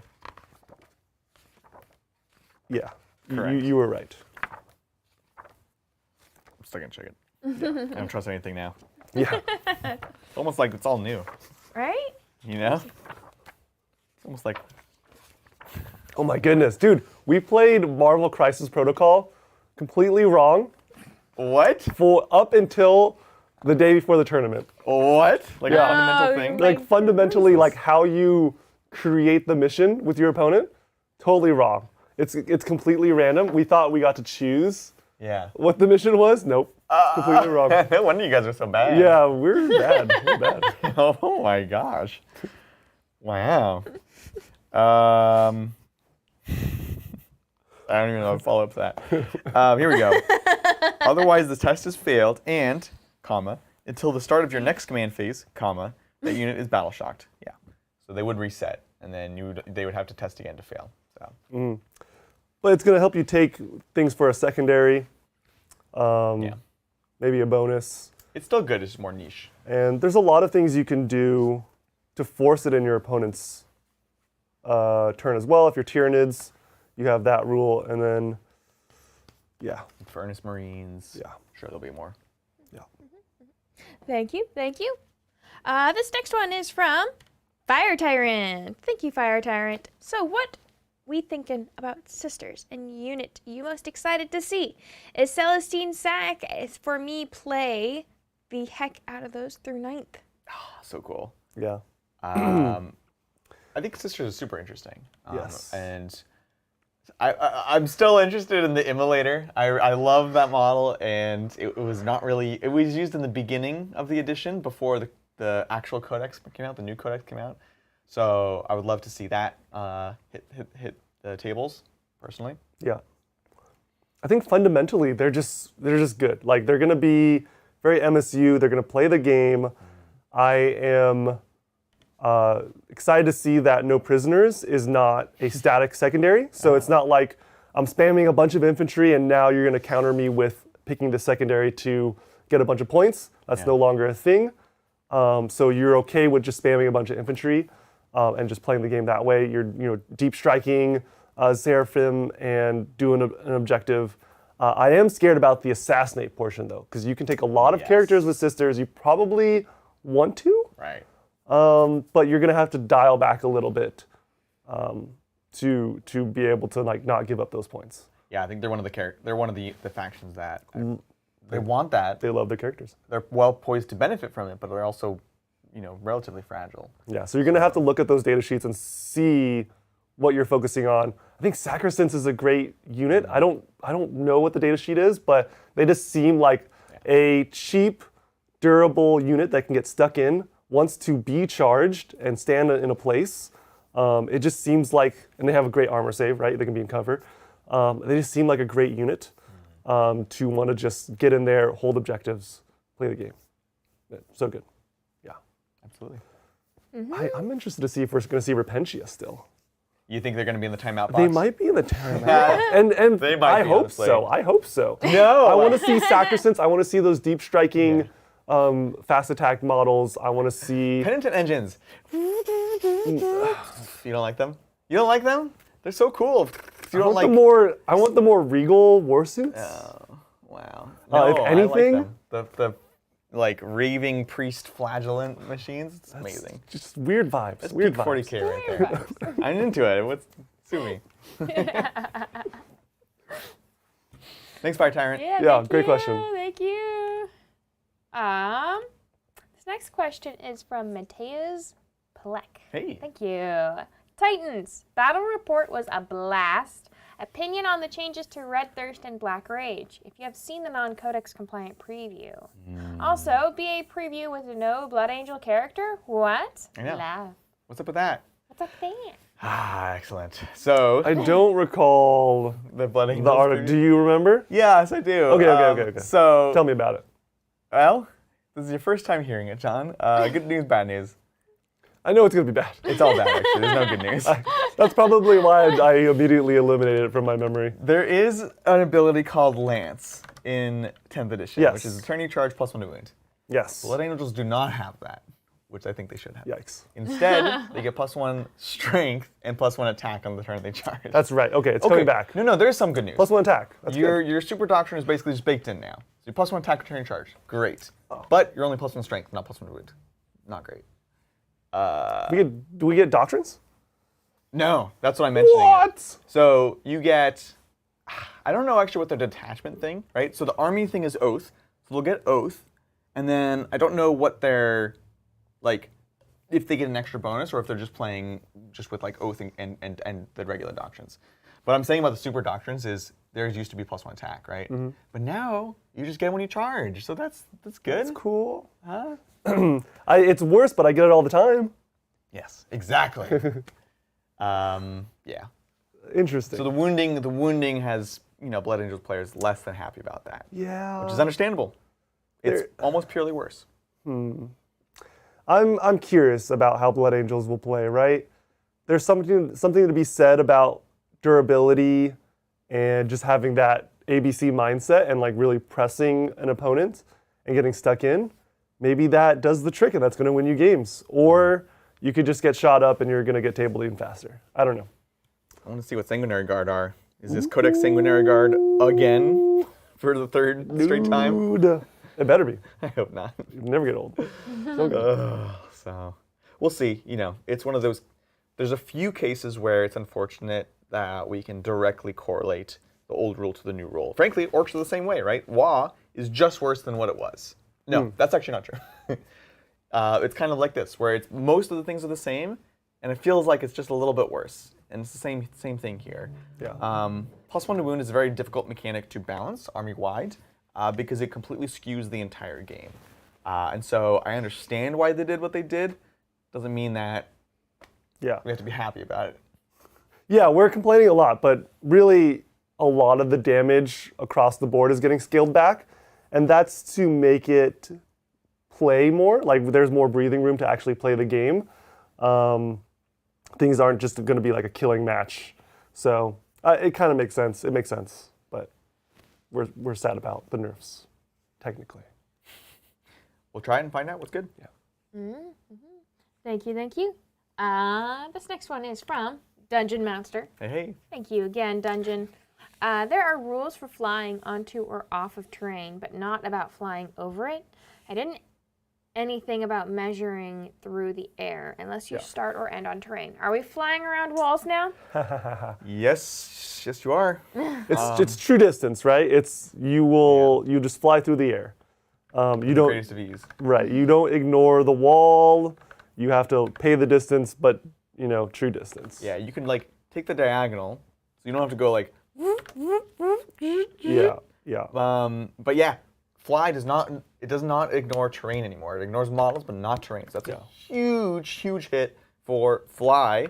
So watch out, you Eldar players. Yeah. I think I did that. Yeah, I did that right today, but I gotta be careful. Today you were fine. Well, also your one fly has infantry. Yeah, exactly. That's why I got away with it. That's why I got away with it. But no, it's a big deal actually, and we mentioned this in our 10th edition changes because it's really going to mess up the way that we think about movement. Yes, no longer can you put a fire prism at the top of a 20-story building, just connecting fire from all 3 fire prisms, shooting down at a little infantry guardsman guy, and then like instantly teleport down when you move. And up, then you go, yeah. Like. Fly was too powerful. It was the strongest keyword in the game, right? It was too much. And so they've toned it down yet again. Yeah. To frankly what it should have always been. Like, you just measure the actual distance that you move. Like, the actual in the air distance. So, it's more logical. It's just way different. Yeah. Thank you. This next one is from Neil Adams. Thank you, Neil. Neil? Based on everything you know, if you could only play one army for the next year, what would you choose? Oh, don't you put that on me, Neil. That's hard. Oh, man. That's Wow. Wow. Oh, no. Wow. Wow. Okay, well, if I was trying to be like, if I was trying to gamble it, I would say Space Marines because of the wonderful thing they does. I mean, it's a numbers game at that point, right? It just has a lot of data sheets. First codex. So first codex. So you're solid for at least like a few months. Yeah. It has to be strong for the first few months. Lots of deep cuts. It's going to be supported. Yeah. And frankly, right now, at this moment, I am excited about them. Finding the combos and like, it seems cool. So it seems like the most sure bet. So I would say Space Marines. You can't say Space Marines now. I know. I can't say Space Marine. I can say Tyranids, but for the same reasons. Yeah. But that's kind of a cop-out answer. But that's like a safe bet. Yeah. If it's the right answer, it's the I right know, answer. but like, Yeah. because I do want to throw out Grey Knights look pretty cool. Yeah? I think Grey Knights are pretty dynamic. This is more like personal now. This is like it's personal. getting personal. It's personal now. I think if you can learn how Grey Knights can play, yeah. you can really get good at just outplaying your opponent across whatever data sheet might be good. And they're also Space Marines too, so they're getting a little bit above a buff. Okay. So Had your bets there? yeah. Well, Lindsay, since he didn't say Tyranids, do you want to say There you Tyranids? go. Yeah, I'll take Tyranids. So now you can't take Tyranids. I know I can't take Tyranids. You got out lucky on that one. Yeah. So there's 2 easy takes and 1 hot take. Yeah. Neil, There if you you go. want, Exactly. if you want to gamble, If you're a gambiting kind of person. Yeah, if you're in the lead gambit type of person. Thank you, Neil, for putting that on us. Next question is from Bill Dorr. Thank you, Bill. What do you think of the Dark Angels so far? Okay, look. Oh. Awesome. I'm so excited for Dark Angels. I was not gonna say nervous, but I wasn't like particularly optimistic. You know, I think Dark Angels in the past have sometimes been very just boring and vanilla. But them, you know what their thing is? What is it? When they get battle shocked, they keep OC1. Oh. So super strong base ability. Yeah. Plus the Lion, OMG, looks Wait, super OC1 is Terminators. So there's a lot of things that just don't lose OC. saucy. Yeah. Like straight up. Awesome. That's crazy. Yes. And the Lion is a baller. Finally, so I'm just gonna say, called shot, preview, totally called. Like 9th edition rules, don't worry about it. He's born for 10th edition. Yeah. Like the Emperor's Shield actually is amazing. So he is toughness like 8 or 9, -1 to wound. This means that unless your strength, you have to be at least strength 8 or 9 to even wound him on 5s. That means like Melta's like like 6s? If you're a strength 8 gun, yeah. then you're wounding on 6s. Yep. That's insane. Also, 3+ invulnerable save. Yep. Also, fights first. We've talked about how important that is. Also, lone operatives. You can't shoot at him unless it's within 12. And if you're within 12, you're danger close to daddy, and it's happening. And he hits like a truck. He's awesome. That's disgusting. Yeah. Yeah. I wonder how many points he is. That's the real question. So very excited for Dark. That's Like that really makes me want to play him. That's so cool. It's a dope model too. so sick. We have Green Wing now. It's happening. There's more Dark Angels on their way. Wow. That is really cool. Awesome. And that's like a centerpiece too. Like that's like Exactly. Well designed, right? It's gonna be not easy to kill. That's good. Good luck. That's good. Yeah. Good job. Yeah. Oh, cool. Thanks, Bill. Yeah, thank you, Bill. This next one is from Godforge. Thank you, hey. Godforge. Hey, folks. 1, what size base are the new little Tyranids on? 2, hear me out. Muscle Beach GSC gets 40% more Flexi Boys for questionable amount of points with ambush. Yes. 1,000%. So what Godforge is referring to the fact that after a unit of Aberrants dies, probably, if they have the right keywords, you roll the dice on a 4+, get the unit back. No problem. Easy peasy, lemon squeezy. That's if they have the Jeez. keyword. So much muscle. So much muscle. I love it. So we're definitely going to put them on the table for sure, regardless of what happens. Do we know the size of the Termagant pieces? Yes. You're not going to like the answer. So the little Tyranids. Termagants, or Gants, are on 25s now, I believe. Should I? 28s. Shoot. Those are on 28s? I think they're on 28s, and it's the little Neurogons. The Neuros are on 25s? The Neuros on 25s. But their leader is on a 28. Yes, their leader's That's on a what it is. 28. Do you see the leader in there? The squad's it's like 9 little babies that are 25s, and then 1 28. The Neurogons. Yeah. Yeah. Yeah. There's a I saw the leader. lead. Yeah, I saw the Yeah, lead. Yeah. And then the Termagants are 28s? I think so, yeah. Yeah. Okay. I believe so. Okay. I know they're definitely not the 25s. They're one step. Okay, then yeah, it's got to be the 28s. Yeah, they did look bigger. Okay. And then I guess that's probably the only thing you're asking about. The little floaty guys. Those guys are also on 25s. And they're just tokens. Yeah. John kept tricking me throughout the game. He's like, Yeah. I thought they were thingies. I don't know. I realized when I piled in, I was like, oh, I can't go there. There's a model. And then afterwards, I was like, wait a minute, that's just a token. It's just a little thing. It's just a little thing floating there. Bring all the tokens, John. John is the shadow in the warp. There you go, God Force. Let me know if you have any questions as well. Thank you. This next one is from Stephen Whittam. Again, thank you, Stephen. Appreciate it. If immolators have the same rules regarding firing deck as rhinos, all heavy flamer retributors drive by flaming with flamey flamers. So many flames. Much flame. Dang. That'd be Flame, awesome. flame. Can you Overwatch with someone that is embarked? So, Or do they have to be on the table to be a elected target of a stratagem? so two things. One, Or is it part of the vehicle? yeah, so it's the vehicle. So it solves that problem. So it's just the best of all those things. Unless firing deck says, in the shooting phase, this unit counts as being equipped with those weapons. They could. Now we just gotta look it up. Now, dang it. Notice that I posed the question and Adrian is looking it up. All right, we're looking at Overwatch. This yeah? is, I No, actually we're looking don't read. I just ask questions. Just look at the pictures. That's basically what Bridger did in our good talk yesterday. He's like, look at the pictures. Look at those pictures. There was like a point where both of you were like looking at pictures and you were like, you had it in front of you, like, oh, look at that, oh, look at that, look at that. And like everyone in the chat was just like, We can't even see it. Like, oh, right. oh, that's so cool. It's, share with the class. Trajan looks like Ron Perlman sometimes, turns out. We know. All right, I need to look for transports, and then we need to look at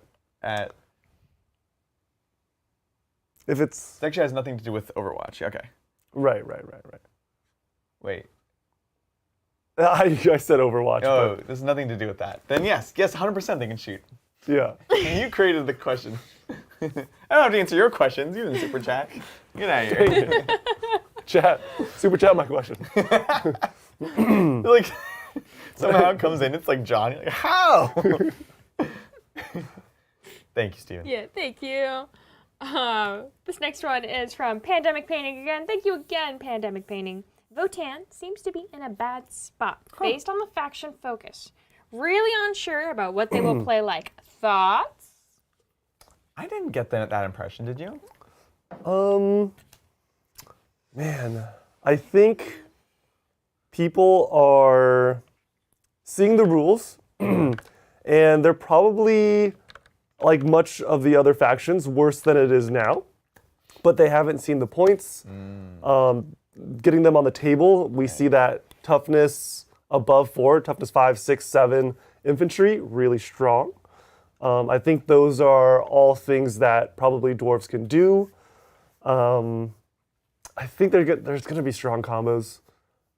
And even more so, I think it's a small product line that they have out right now. And so that means a lot of the cool things that are spread across other codexes are going to be condensed when it comes to Votann. So one unit is going to be able to do many, many things, and that just seems so valuable, so huge in this edition.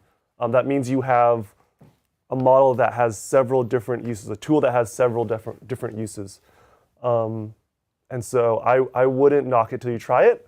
I haven't played Votann yet, but from what I can speculate on, I think they're going to be just fine. Yeah. I'm trying to. Bridger was talking when they first came out. We had a discussion around this, and you know, there are things that kind of they saw a drop in BS. They're back to kind of not back, but they're at being kind of a BS4 army. But now they have things like the grudge tokens, which get +1 to hit, and then a lot of their weapons are heavy. I think the grudge tokens actually improve your ballistic skill, which means it stacks. Ooh. With heavy, which is +1 to hit. Nice. So you end up actually hitting better than before. So So there can be things like that. Yeah, I forget what their source of rerolls are, as well, which is always a big thing you should look for when looking at a faction. Every faction can kind of reroll. It's just how do you get there. So I wonder what that is for Votann. Yeah, I'm curious to see. We'll find out. Yeah, thank you. Good question. Thank you. Valid concern. I wouldn't be down about it. Yeah. I don't know until you try, until you play it. This next question is from Todd Johnson. Thank you, Todd. Hey. Hey guys, love your content. I'm joining way late, so need to watch from the beginning later. What do you use to help decide armies to focus on? I'm coming into Edition with Kron, DG, WE, Scions, Knights. Help! Ooh, Classic dilemma. amazing. That's a lot of armies to decide from. It's like as many as you. Yeah, right? So what do you use to decide, John? Dude, it's just passion, man. Like just play them all. Oh, Play them all, play them all, and then decide from there. If you don't know after one playthrough of each, play them all again. And if you ever doubt, play them all again. That's what I love it. never decide. Yeah. Definitely I have no idea what I want to be when I grow up, but you just keep trying. Play them all. Play them all. I think the first thing you need to decide is what do you want to get out of it, right? Are you wanting to... Oh, he's giving real answers now. I'm trying. Somebody... do you want to fully paint it and have a beautiful army? Do you want to compete at the highest level possible? Do you just want to do well with an army that you care about? What is that metric? So that's like a big thing to pick and decide upon. So that's one way of looking at it. Another way is also like which army is going to be the most fulfilling in the most number of ways right now. So for me, a thing that I'm looking at right now is like, again, do I want to play the army that I think is going to do the best competitively, that will take me the farthest, or am I going to be more interested in like picking a faction and kind of like dedicating to it and trying to kind of work through it regardless. And so helping deciding that early on can be very helpful.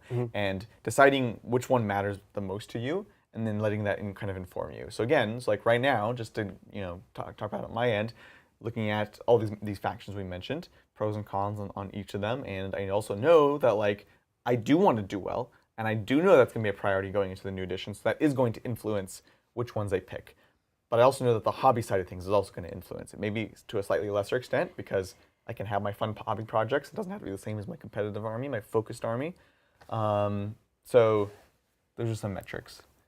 Yeah, this is a good spread too. It is a good spread. I will say Scions, you might want to expand on your Guard collection. Scions, at least in 9th edition Codex, were kind of a smaller faction, almost like a sub-faction, like it was just an auxiliary piece to a Guard army.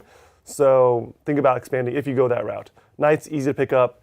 DG, very durable, almost on the same case of Necrons, but Necrons seem to be more, they have more variety, more data sheets. World Eaters, very melee, great spread.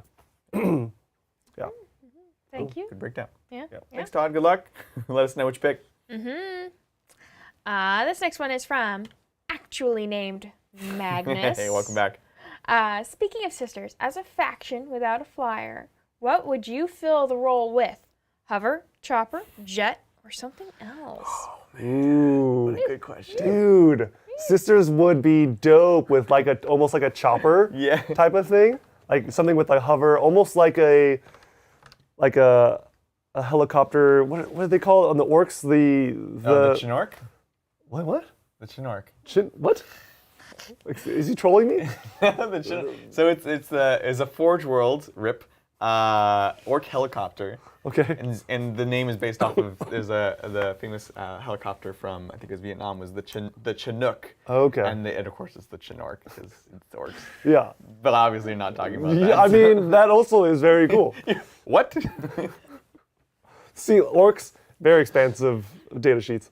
It's they have the missiles, they have the blades that hurt you in combat. They come in squads of like 3. Oh yeah, the Megatrax scrap jets? No. What? Oh, the They're street like- buggies? They're little helicopters, like Oh, death copters. death copters. Literally so simple. Right, the actual helicopter unit. Not the jet engine that doesn't actually fly, or the.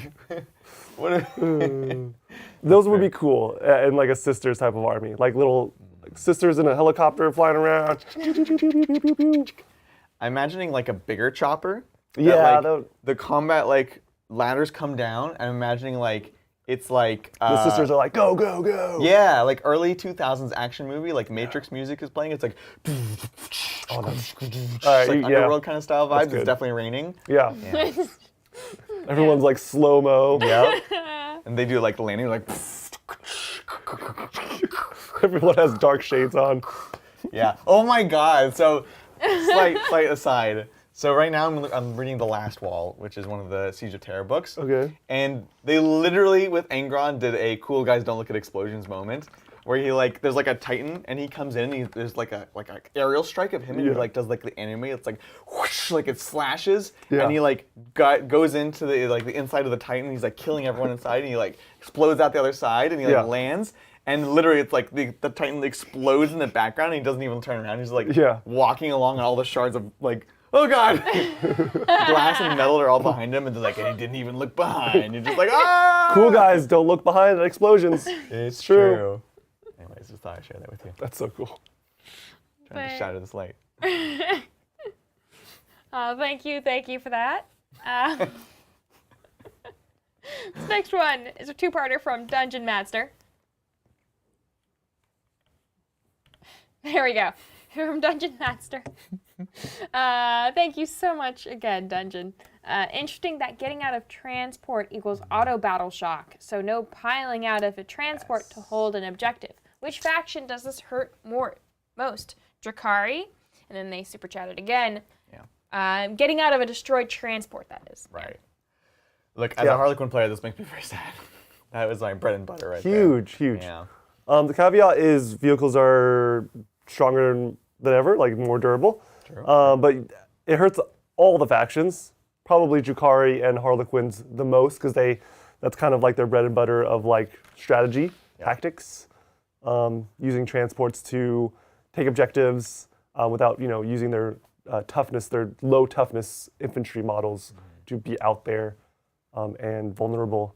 But I mean, we're seeing how things could be stuck in, I think it's very interesting to try to play around of like charging vehicles in on points. What's the OC on these vehicles? And also just using the infantry itself to wrap these things. Because Harlequin's pretty durable in combat usually. Things like witches have had 4-up invulns in combat in the past. Right. So it could just be a different style of play. And the other thing to consider, as we were discussing earlier, is Battle Shock will reset before they score. Yeah. So it's not going to hurt. So like if you're the Harlequin and Drakari player, your primary will be okay because you'll have your OC by that point. What it's going to do is it's going to allow the other player to kill the transport and take the point. Gosh. Which again is kind of a theme of the edition where they wanted to remove that level of uninteractivity where it's like, I have a boat with OBSEC inside, and you're like, I have to kill the boat, and I have to kill the OBSEC, and they wanted to get rid of that. Yeah. And it's kind of an elegant solution in that sense. It's going to be hard to wrap my head around that, of like, Right. it doesn't mess with your primary, it helps you score yours. Yeah. OC is not there to hurt you, it's to help your opponent. Lifting everyone up. Well, thank you. This next one is from Bronco Fun. Thank you, Bronco. With the new interrupts like rapid ingress, the turns will take as long as they did in 9th edition, but be more interactive. What's your take? Yeah, this is a good super chat here. Is it going to take as long? I have yet to play enough to see. They all have been early games. Yeah. I'm sure it'll take just as long, if not slightly less time. I don't think it'll take more time, but you're right. There's so much interactivity with Overwatch and Ingress that there's a lot of him humming and hawing on both. Even if it's your turn, you have to be careful of how you move things and in which order. So there's going to be a lot of thought needed to even go across your movement phase more than usual. It's gonna help a lot. That is the way that the game gets longer. Is those moments of like, oh, do I want to do that? Do I? What's the answer to this puzzle? There's a right answer here, but I have to sit here 5 minutes to figure it out. Yeah. It's I think it's cool. I think it's after playing so many alternating activation games. Yeah, you're like into it now. I'm like kind of into 40k diving into this in its own take, so it's kind of cool. Yeah. Yeah, thank you. This next one is from Injumeister. Hey. Thank you so much. What's one thing that you like that changed in the core rules from previous editions? Ooh, I assume that it's this edition, the changes in this edition, or all of it, like. I would assume this edition. Okay.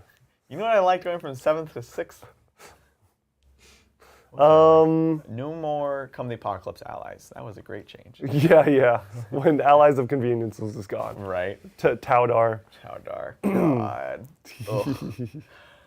Let's see. If you had to pick one. What's one thing, one core rules change?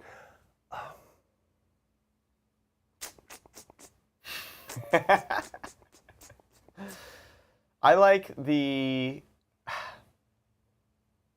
I'm trying to just pick one, right? That's the hard thing. I know. That's the tough thing, honestly.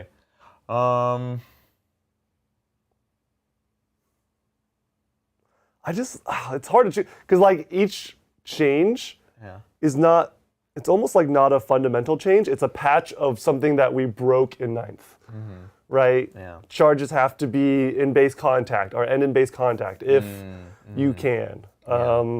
Things like transports and exploding onto objectives and stealing it that way.